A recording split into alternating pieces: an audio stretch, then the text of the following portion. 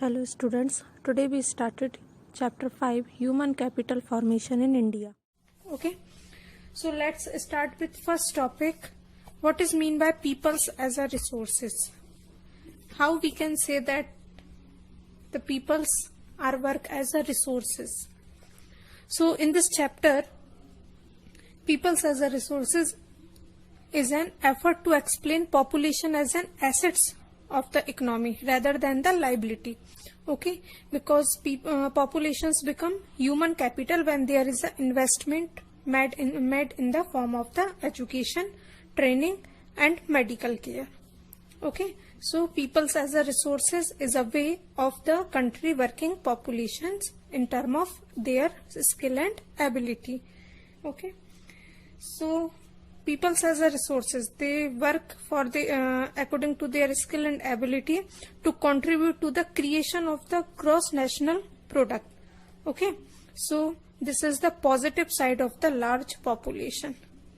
So human resources is further developed by becoming more educated and healthy. Okay, so it is just like an investment. Okay, so investment in human capital means like education, training, medical care, all these things are just like an investment for human capital.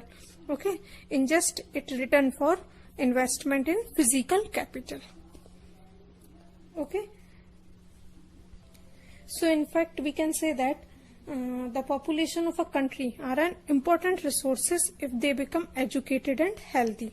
Okay, and the human resources is superior to the other resources like land, physical capital and other, and because it is human resources that make use of land, capital and other things and other factor of production, because land, capital and other factor of production cannot become useful in their own, so they are made useful by human beings. That's why peoples as resources or human capital is most important for use other resources or other important resources in their proper utilization way. Okay, so the next question is occur that how human resources differ from the other resources. What was the difference between human resources and other type of resources? So not only do the more educated and healthier peoples gain through higher income, society also gain in other indirect way, because the advantages of a more educated or a healthier population is spread to those also who themselves were not directly educated or healthcare.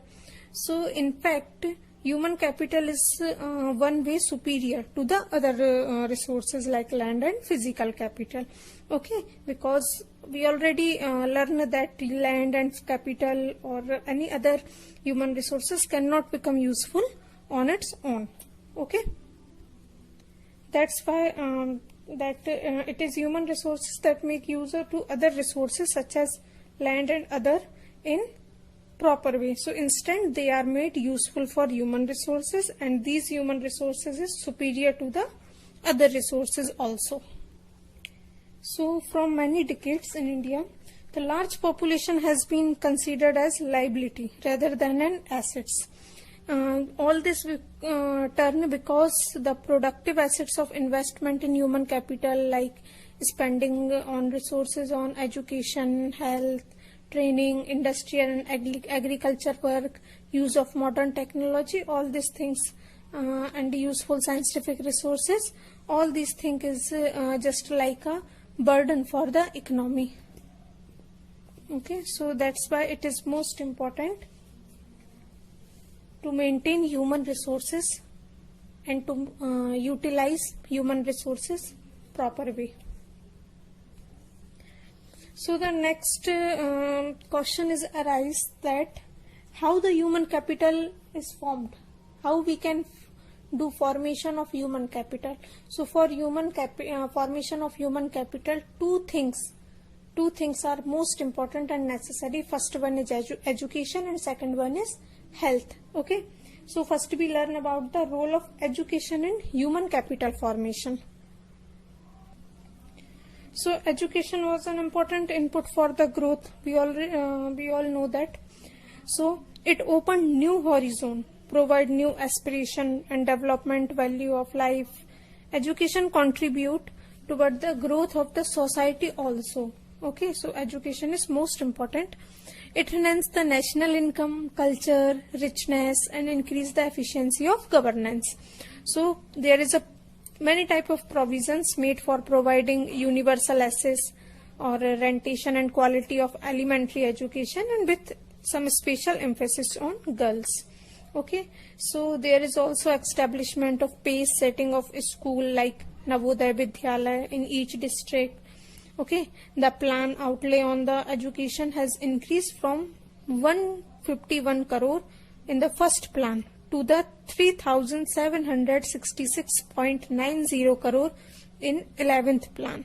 Okay, that means the expenditure on education as a percentage of GDP rose from 0.64% in 1951-52 to 3% in 2015-16.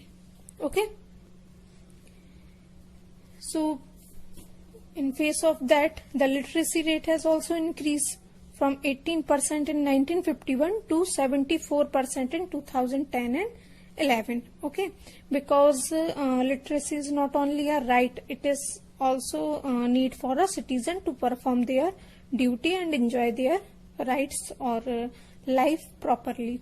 Okay, so in fact we can say that education is most important for individual or for the growth of the society, and it help for the major role in human capital formation that add to the productive power of the country. Education also helps person to realize his potential and ability to do work. Educated pupils gain through higher income, society also gain in their indirect way, because advantages of the more educated population is spread to those also who themselves are not directly educated. Okay, so that's why education is most important for human life, for individual, for group of individuals, or for society and for country. Okay, so the next thing is role of health in human capital formation. Just like education, health is also play an important role for the human capital formation. Okay, so health is also helpful for the human capital formation.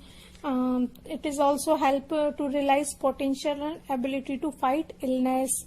Okay, health is an indispensable basis for realizing one's well-being. So henceforth, improvement in the health status of the population has been a priority of the country. Okay, so aim to improving the accessibility of health care, family welfare and nutrition service with a special focus on the underprivileged segment of the population. So over the last 5 decades, India has built a vast health infrastructure.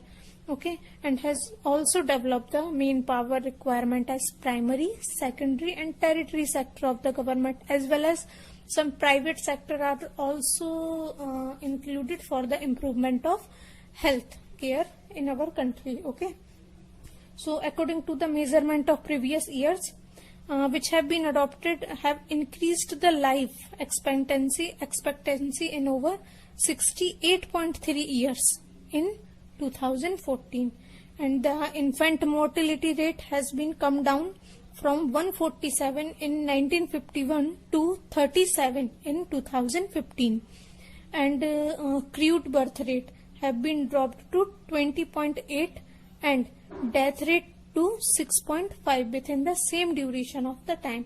So we can say that the increase in life expectancy and the improvement in the child care is very useful for assessing the future progress in the country. Hello students, today we started chapter 2, Peoples as Resources from economics. Okay, so